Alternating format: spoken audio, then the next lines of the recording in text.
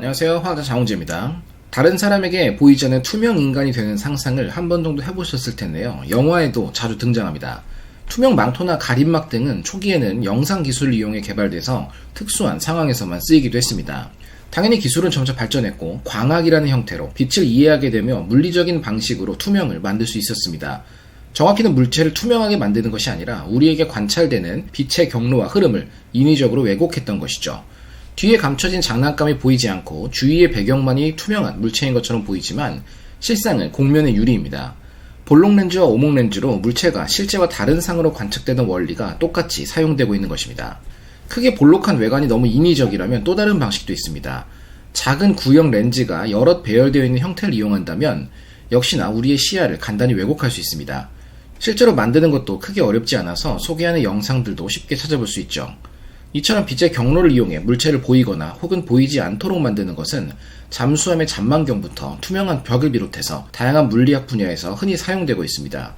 하지만 우리가 궁금한 것은 역시 복잡하게 계산과 설계가 포함되는 물리보다는 본질적인 변화를 만들어내는 화학이겠죠. 우리는 보이지 않게 만든다 라는 불가시가 아닌 말 그대로 투명한 물체와 이를 만드는 화학들에 대해서 살펴보겠습니다. 먼저 투명함이란 무엇인가? 투명한 물체는 현대 사회에서는 굉장히 흔합니다. 플라스틱 제품들도 있고 액체도 투명한 종류가 많고 어디에나 있는 유리 역시 투명합니다. 유리는 근데 왜 투명할까요? 유리는 실리콘, 즉 규소와 산소가 연결되어 이루어집니다. 중요한 것은 깔끔하고 질서 있는 모습으로 연결된 것이 아니라 약간 엉성하고 불규칙한 형태입니다. 물론 아주 깔끔한 육각형으로 연결될 수도 있는데 그것이 바로 석영, 크리스탈입니다. 유리는 석영보다는 들쭉날쭉한 모양이죠. 모든 물질은 원자로 이루어져 있고 원자의 대부분은 전자입니다. 전자들이 서로 연결되고 함께하는 등의 과정으로 물질이 만들어집니다. 물질의 종류에 따라 전자들의 위치나 상태가 다를 테고 이는 에너지의 간격을 만들게 됩니다. 간격이 넓다면 더 큰 에너지의 빛을 흡수하고 반대로 간격이 좁으면 작은 에너지의 빛도 충분히 흡수합니다. 유리는 무려 5전자전압 이상의 간격을 갖는데 우리가 눈으로 볼 수 있는 가시광선을 한참 벗어난 아주 높은 에너지의 빛입니다. 결국 유리는 가시광선과 아무런 작용을 못하며 통과시키고 우리 눈에는 모든 빛이 그대로 들어오니 투명하다 느낄 수 있습니다. 유리에 여러 금속 원소들이 포함된다면 에너지 간격이 달라집니다. 흡수하는 빛도 달라져서 이제 색이 생겨난 하지만 투명한 유리가 되는 것이죠. 투명 인간을 만들기 위한 첫 단계는 색을 갖는 물질을 제거하는 것으로 시작됩니다. 가장 먼저 제거해야 하는 것은 피입니다. 정확히는 피의 붉은색을 만들며 산소를 운반하는 물질인 헤모글로빈이죠. 많은 경우 이 단계에서 어려움을 겪고 투명 인간이 되지 못합니다. 우리가 이미 피에 대해서 알아봤듯이 붉은색 피는 사람을 포함한 척추 동물들이 갖는 특징입니다. 하지만 언제나 모든 것이 절대적이진 않죠. 피의 색을 극복한 척추 동물의 두 가지 좋은 예를 살펴보겠습니다. 첫 번째는 이름도 처음 들어보셨을 요나의 빙어입니다. 성경에 나오는 선지자 요나를 삼켰던 거대한 물고기 이름을 붙인 것인데 이 물고기는 실제로 다 자라봐야 60cm 정도인데 왜 그런 이름이 붙었는지는 저도 모르겠습니다. 네오파게톱시스 이오나라는 학명을 가지고 있는 물고기는 남극의 밑바닥 수심 최대 900m에 사는 물고기입니다. 아주 추울 테니 생존을 위해 부동액과 같은 화합물을 몸에서 생성해서 피 속에 가득하죠. 차가운 콜라에 탄산이 더 많이 들어있든 차가운 액체에는 기체가 더 잘 녹습니다. 남극의 바다는 차갑기 때문에 물에 산소가 풍부하며 딱히 헤모글로빈이 필요가 없게 되는 것이죠.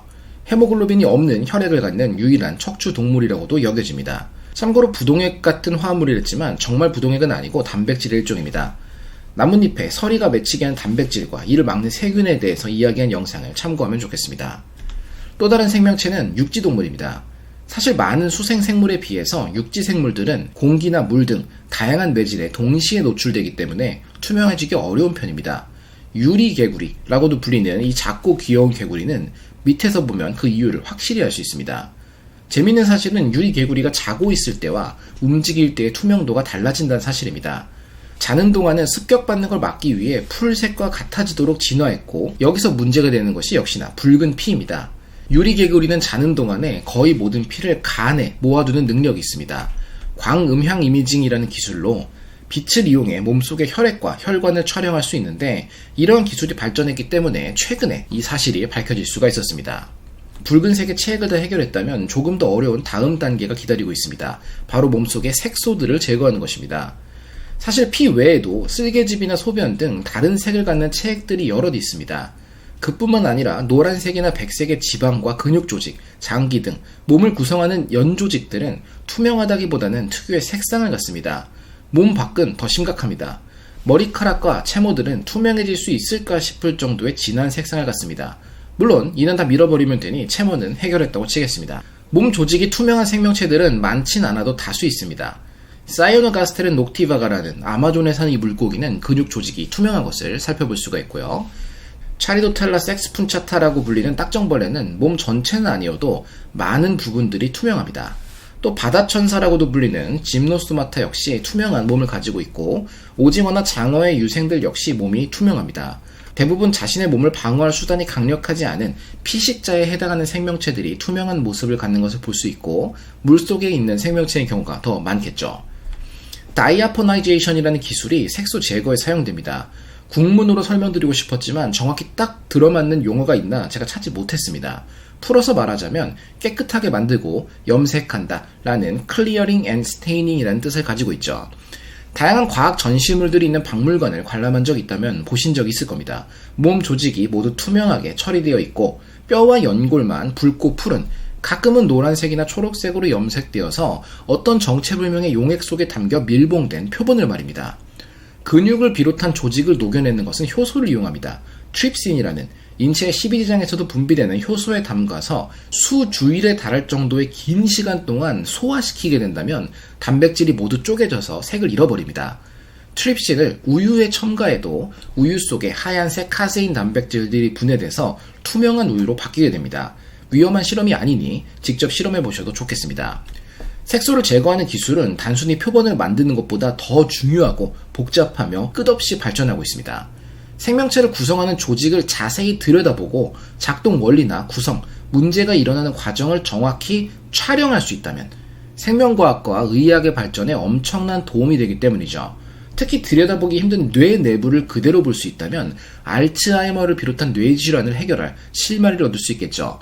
자, 이 논문에서는 지방 조직을 투명하게 만드는데 4가지 종류의 기술을 비교해서 사용했습니다. 첫 번째는 클래리티라 불리는 투명 지질 교환 아크릴아마이드 혼성 강성 영상 호환 조직 하이드로젤로 번역될 수 있는 기술입니다. 영어든 국문이 너무 길기 때문에 그냥 클래리티라고 부릅니다. 2013년 개발되었고 조직이 무너지지 않도록 고정하며 투명하게 만들 수가 있습니다. 다음은 클리어티라는 조직 투명화 기술이며 지방 조직에 대해서 클래리티보다 조금 더 나아 보입니다. 보이는 것처럼 조직을 투명화시키는데 사용할 수 있는 아주 유용한 기술이겠죠. BBAB라는 기술은 사용되는 화학 물질들의 이름을 줄여 쓴 것입니다. 벤질 알코올과 벤질 벤조에이트라는 분자들이 지방 속 색소 분자들을 잡아서 빼내게 되죠. 마지막은 아이디스코라는 디스코 기술 중 한 종류인데 이 연구에서는 지방을 가장 투명하게 만든 것처럼 볼 수가 있습니다. 과정상 이론은 간단합니다. 조직을 무너지지 않게 고분자화학 반응으로 고정시키고 내부의 색소들을 빼어낸다. 자, 이 과정에서 트립신 등으로 쪼갠 단백질이 다 빠지면 쪼그라들 텐데 아크릴아마이드와 같은 물질들을 넣어서 아미노산들과 DNA들이 고분자 화학 반응을 통해 서로 연결되어 단단히 굳어지도록 만들 수가 있습니다. 색소의 제거 방식들이 조금 전 살펴본 여러 방식들인데 이 중 마지막에 써있는 하이퍼하이드레이션은 수소 결합들을 방해해서 조직들이 뭉치거나 오그라들지 않도록 유지시켜줄 수가 있습니다. 2018년 개발된 페가수스라는 이름도 멋지지만 결과는 더 멋진 기술도 있습니다. 앞서서 봤던 기술들이 지방이나 근육 등 부드러운 연 조직의 색소를 제거했더라도 표본에서 보였듯 뼈까지 투명하게 만들기는 쉽지 않습니다. 하지만 페가수스는 단단한 뼈 조직들마저 투명하게 만듭니다. 생물을 그대로 어디까지든 들여다보고 촬영할 수 있는 것이죠. 여기 보이는 피머, 대퇴골과 척추, 맨더부, 아래 턱뼈, 그리고 치조골이나 해면골 같은 온갖 뼈들을 통과해가지고 뇌까지 촬영할 수 있다니 조직 처리에서 발생할 수 있는 혹시 모를 문제들마저 해결해주는 기술입니다. 자, 마지막 단계로 굴전류를 맞춰주는 과정이 있습니다. 색소를 제거한 표본이 알 수 없는 액체에 담겨있는 것은 체내외의 굴전류를 맞춰서 투명하게 보일 수 있도록 글라이세롤 등에 넣어두었기 때문이죠.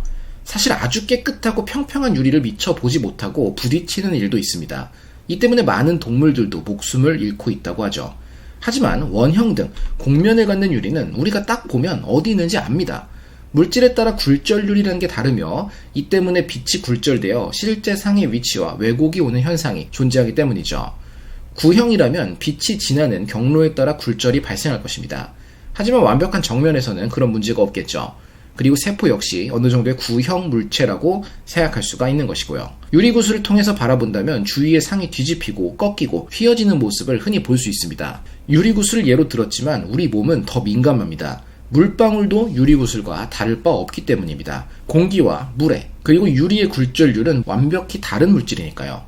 맺혀있는 물방울을 통해 본 상은 기묘하거나 아름답기도 하고 공기 속 물방울은 무지개를 만들기도 합니다. 공기와 물의 굴절률이 다르기 때문이죠. 하지만 물방울이 물속에 있다면 같은 굴절률이니 우리는 물방울을 구분할 수가 없습니다. 분명 물방울이 있겠지만 알 수 없죠. 오히려 물속의 공기가 이번에는 확연히 다르게 보입니다.